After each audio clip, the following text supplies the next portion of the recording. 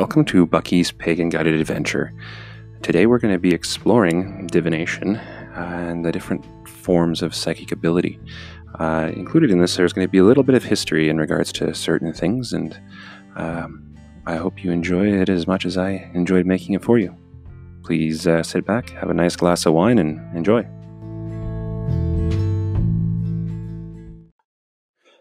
So sometimes as we walk through our life path, we find ourselves wondering if we're on the correct probabilistic path, or if we are thinking in the correct way, or if we need to get a little bit of help. And the way that historically all of society has done that is through divination. And that includes every religion, really. So in this episode, I wanted to take some time and just kind of pull the wool over the eyes so we can see, not putting down over the eyes, and see if we can kind of explain the mystical nature of divination. Starting this all off, I think we really need to put forward a clear definition for the term divination, because sometimes we can get lost in words if we don't know exactly what they mean. So divination, for the purposes of this episode, are going to be reduced down to seeking universal direction, and that universal direction will be linked with an extra spiritual experience or with a influence outside of our understanding. It's not like going to your next door neighbor and asking for advice. It's more trying to understand what the great rift of energy is trying to direct us to do, the outside of space-time understanding of everything. And since that outside of space-time understanding has presented itself in many different forms in many different cultures and many different societies, if you were to start a study of divination, you'd see that there are thousands of different ways that divination has occurred throughout history. And whenever that happens, there generally needs to be a little bit of organization, or we'll just get lost in the sea of methods. So there are three very specific classifications of divination. There's the direct form of divination, the indirect form of divination, and there's the facilitated form of divination.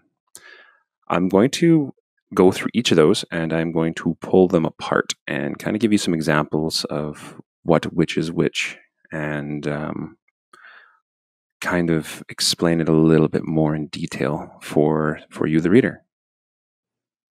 So let's begin the classifications with indirect divination. Now, indirect divination is based off of natural signs that cannot be moved or changed. And it also applies to ancient knowledge. This ancient knowledge is generally utilized for long-scale and absolute divinatory projections. So a couple examples of this to bring you further clarification. One would be numerology. With numerology, each letter is assigned a numerical value, and that numerical value is reduced down to a number or a pair of numbers or a sequence of numbers. And those sequences or pairs of numbers have a divinatory meaning. So let's say you reduced a name, a full birth name of an individual down, and you got a number 2. Well, with that number 2, the individual, depending on what your what number you're seeking, will have be focused on relationship or intuition or nurturing spirit, or they can be quite emotional, and it's generally assigned to a female energy. Now, if you get the number 2 by adding 1 plus 1, if you have the number 11, then you have a master intuit or a master teacher. And so we see that these numbers will always retain this value. And so there is no way that we can actually change the value itself. It is and always shall be what it is, right? Another example would be, well, before I carry on, I'm going to talk a little bit about the history of numerology, just because. So numerology, because we're talking ancient knowledge and ancient truths, has been assigned the history of coming from Babylon or Egypt. Some scholars believe it actually came from the Pythagorean philosopher, Pythagoras, the philosopher and mathematician. But then that knowledge has kind of stood the test of time. And if you ever have the chance to do have a numerological reading, I'd highly encourage it. It'll revolutionize the way you see yourself and see your future. Another form of indirect divination would be horoscopes. When the ancient Greeks started looking up and assigning the gods certain constellations, they saw that there was specific actions that were occurring while these constellations move. When Mercury was in retrograde, communication seemed very fuzzy and labored. Conflicts started to arise, and so that ancient truth became a divinatory practice. And you can't change the pattern of the stars, and you can predict the pattern of the stars with accuracy, with terrifying accuracy, and that makes your divination a little bit more overarching and based upon a solid foundation. And that's really the clear and concise definition for the indirect divinatory category. So, as we move on to the direct and the facilitated methods of divination, there is a very big similarity between the two that is the major distinguishing factor between direct and indirect and facilitated and indirect. So, with your direct and your facilitated forms of divination, there is a subparticle process that's involved, a 3-step process, if you will, to execute this form of divination. And that 3-step process is, first of all, invocation, then divination, and then devocation.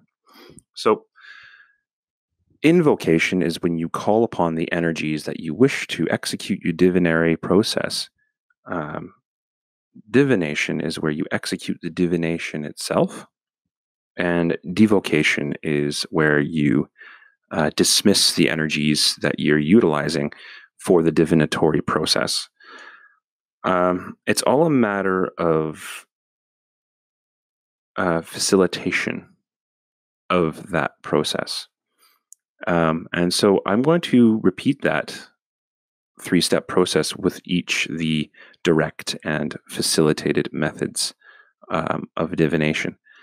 And if you have any questions about either of these, please feel free to shoot me a message, because this can get a little bit dicey and we can get lost in the weeds here.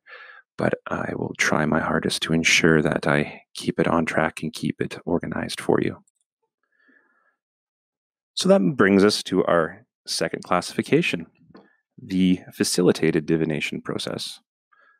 So with this classification, facilitated, we utilize a physical object to generate our divinatory meaning. And this is done through that 3-step process, the invocation, the divination, and the devocation. There are 2 world examples that I'm going to use that are diametrically opposed from each other. And it shows the versatility of divination, actually.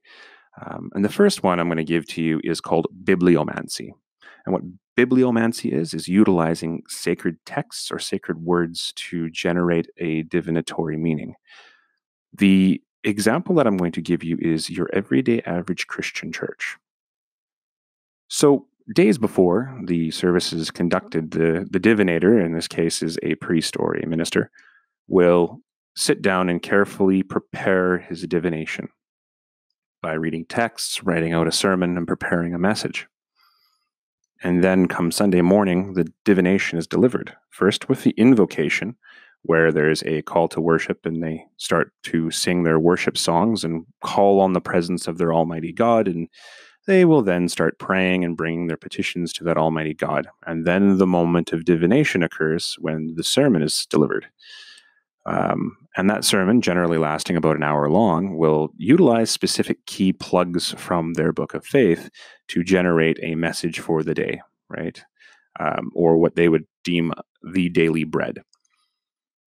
Once this message has been concluded, they do a doxology and a benediction, and they close the church service out. And that concludes their divination for that week. Now, the divinatory process that's diametrically opposed to that is what I practice, which is tarot. So, days before the tarot process begins, your tarot reader, moi in this case, will study and research his cards and will meditate to channel his energies, ground, clean out his impurities, as it were. Will cleanse his cards and get specific gemstones ready to channel energies. And when it is time for the divinatory process, he will sit at a table, generally at a trade fair, or put out his sign and look for people who require that divination. The invocation stage happens when the individual who requires the divination steps forward and starts talking to me, and I hand them the cards and have them shuffle. In having them shuffle the cards, their energy transfers into that deck. If my cards are a little muddy, I will shuffle the cards beforehand so that those two energies can combine. And then I'll hand them one of the channeling stones that are with the tarot deck so that I can have that energy channel from them to the cards, to me, to the universe, and the energy can then come back down with the divinatory message for that individual. Then the divination begins when the cards are cast out in front of the client or the person, if they're not paying, the subject, if it were. And you start divining a message from the symbology and through the archetypical pathway of the tarot deck. And you then deliver that message from the universe to the readee, the person sitting across from you. And then once that tarot reading is concluded, you conclude by asking them if they have any further if they need any further clarification on the divinatory process that was just executed. You swipe the cards clean, put them on the deck. Money may change hands, or the individual may thank you and go on their way. And your devocation comes in the form of shuffling the deck after and cleansing the cards from the energies of the person you just read in preparation for the next divinatory process. So you could actually probably sit here for a very long period of time and go through a lot of the facilitated methods of divination. There's rune casting. There's tea leaf reading. There are many different ways that you can have the facilitated divination process, but they all follow that 3-step process of invocation, divination, devocation. And they're all extremely powerful for the specificity of the individual and are very introspective for each individual.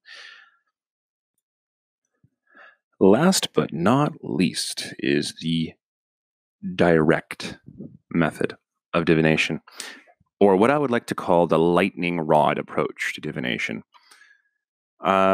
This is generally where a message or an image is shot directly into the brain of the individual providing that divination.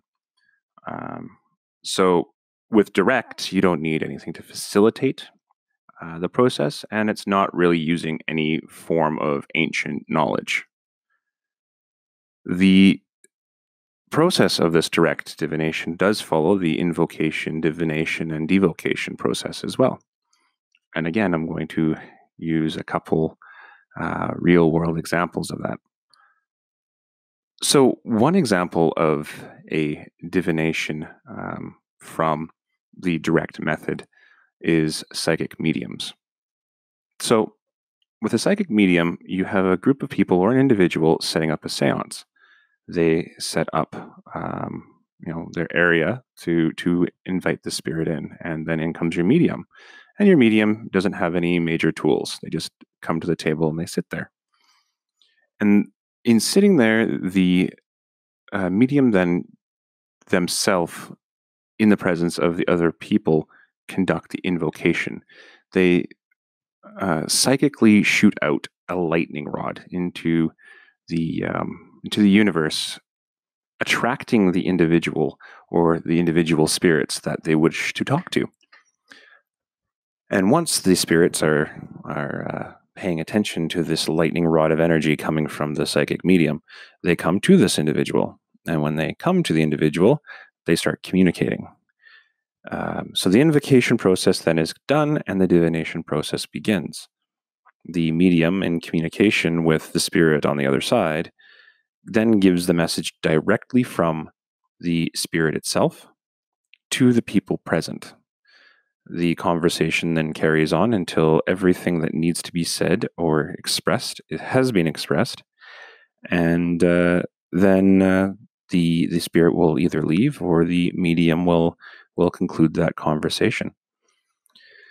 And in doing so, there is no intermediary of an object.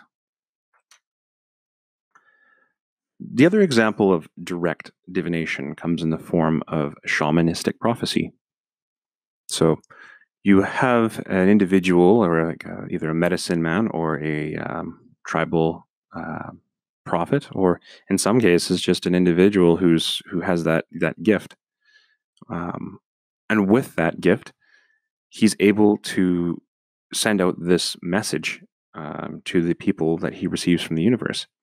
And the invocation process with the shamanistic divination starts with the people who are around him repetitively generating a drum rhythm or doing chanting to put the shaman into a transcendentic state or into a trance. And when that happens, the shaman is able to open up their brain or their third eye to the universe, and a direct message will come in. And that direct message is then delivered right to the people for that moment. The devocation, it varies from culture to group. If you have a group of people who are utilizing a prophetic divination in a Wiccan circle, they'll end it by sitting in the circle that they have cast and eating cake and drinking wine. If you are at a tribal one, they may end it by ceasing the drum rhythm and going into a state of rebound. And hell, if you just have a prophetic moment from an individual in a weird pagonic group sitting at a bar, it may be the form of them sitting there talking, and then all of a sudden a prophetic message comes and hits one of them in the head, and he turns to him and says, "I'm getting something for you. This is what I am getting. This is what the universe is telling me to tell you." And the invocation is them sitting together in a communal setting. The divination comes in the form of him talking, and the devocation comes with the cheers of a glass and drinking the rest of that beer. Very diverse, very different. And those differences are not limited only to the environments, but also in the methodology. So in the direct method of divination, there are many different classifications in which the message can directly come into the individual's mind. So, just like the different types of divination, there's different types of reception for direct divination. I'll give you a couple examples. There's claircognizance, clairvoyance, and clairaudience. If you are so inclined, a quick Google search and you can find probably hundreds of other ones. They can reach from everything from being able to taste something or smell something to any other form of direct message. But the three common ones are clairvoyance, clairaudience, and claircognizance. So in the direct divination process, claircognizance is when you just know. It's one of those things that are very hard to explain. I've actually had this happen before where there was a lady in front of me and I looked at her straight in the face and bang, all of a sudden I knew she had an abortion that day and she needed to talk about it because she was going to implode if I did not. And that was a very uncomfortable direct form of divination, but the universe knew that that message needed to be sent out, that I know and that it's okay and that she can talk to me about it. And so that immediately happens. And that comes when you're walking. Another example would be if you're walking down the road and all of a sudden, bang, you know you should not be proceeding forward. And you find out if you proceeded forward, you would have been caught in a horrible situation that could have taken your life. And that would be a clear cognizance. You just know. Another form of this classification of direct divination reception would be called clairvoyance. So with clairvoyance is when you see clearly. We've all seen the stereotypical trope on TV of the psychic closing their eyes and taking two fingers and holding it up to their temple and going, "I see lots of travel." I see a beautiful woman in your future. Now, of course, that being a dramatization of what actually happens, they don't even need to close their eyes. They sometimes actually it looks like they're peering through you. They're looking directly on the other side of you. Some people call it the 1,000-yard stare, but they can clearly see what's happening, what's unfolding in front of them. A lot of organized religions currently popularized will have a prophet who will see that. I see this. I see this is happening. I can see that. The image that I am seeing is this. And then they communicate that. Clairaudience is a very fascinating one, and I have yet to encounter this one. But I know people who have. Clairaudience is hearing. So if all of a sudden a voice comes barreling into your ear, and I've seen a lot of mediums get this, where all of a sudden there's an audible noise, and that audible noise is a clear sound frequency message from the other side telling them, behold, this is what I need, and thus spake that person, and that person spake this. Well, that message that comes through is coming through in a clairaudience way. And that one is what's going to rest inside of your head and come out of your mouth through the whole divinatory process. But as I was saying, though, there are hundreds, if not thousands, of ways that you can actually pick up on these direct images, and it's not just limited to taste, sight, sound, feel. And it can be on many different spiritual planes. I won't get into those because that will probably seek to muddy the water and confuse you. And perhaps I'll do a different podcast down the road to go into more depths and detail. But that is direct prophecy in a nutshell. There is really no experience like being the tool in a divination. Sometimes you get lightheaded and sometimes you get dizzy, and it's quite the experience, and it's amazing. However, it would be very irresponsible of me to not end this podcast without a warning. Trust your intuition and keep them outside of your body. Wiccans, when they do their rituals and they do their divinations, will cast a circle. And the reason why is to keep things out and keep them in. Whatever comes into their circle, they invite into their circle, and nothing goes in or out of their bodies or their souls. An example I can give you that happened to me is a life story. I was in a relationship with an absolutely wonderful person, and she had the very unfortunate situation of losing both of her parents within a couple years. And while I was in a relationship with her, I went through the process of helping her clean out and paint and repair her parents' home to be sold. And she hated that. She loved it because of the family memories, but she disliked the spiritual activity at night. It was extremely close to a very malefic graveyard. And you could feel the energy in the house. One time we spent the night there, and during the night, it was like a spiritual crack house. There was so much energy and activity happening that I couldn't even believe it. One spirit that night came to me and said, I can give you my power. All you need to do is summon me in a physical sense, like do an actual summoning, and let me into you. And if I come into you, you're going to have all this power. Well, of course, my intuition told me absolutely emphatically not go away. So if you're going to decide to jump into this world, and I'd encourage you to do so, make sure you do it in a safe way, follow your intuition, don't let anything in, and have the ability to keep them out.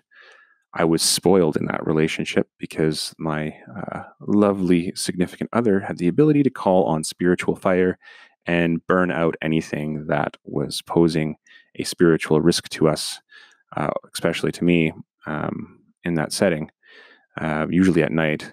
I mean, I'd like to take this moment, if she's listening, to thank her very much, because that actually helped a hell of a lot in my development. but make sure you have an escape route and make sure you can keep them out and make sure you can make distance between you and the objects or spirits that you are divinating with. There's a scene in Princess and the Frog, the new version, where at the end of it, the bad guy who was a divinator, the spirits came and they destroyed him. That can happen in a spiritual sense if you do not protect yourself. So I can't stress enough. If you're going to go into the world of divination, protect yourself. If not, go see a divinator or hire a divinator. You do not want that problem.